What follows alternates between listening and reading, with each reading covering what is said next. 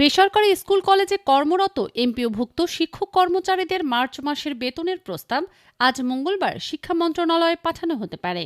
কোনো কারণে আজ প্রস্তাব না পাঠানো গেলে আগামীকাল বুধবার এই সংক্রান্ত প্রস্তাব পাঠানো হবে বলে জানা গেছে।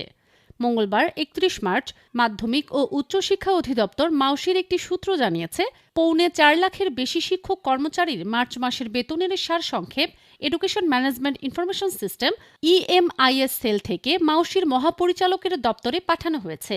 মহাপরিচালকের অনুমোদনের পর সারসংক্ষেপ প্রস্তাব আকারে শিক্ষা মন্ত্রণালয়ে পাঠানো হবে।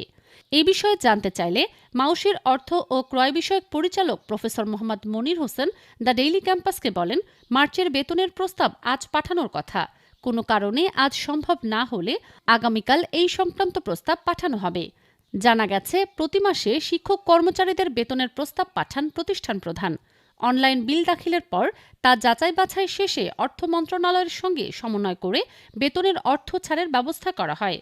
অর্থ মন্ত্রণালয়ের চূড়ান্ত অনুমোদনের পর শিক্ষক কর্মচারীদের বেতন ভাতা ব্যাংকে পাঠানো হয়।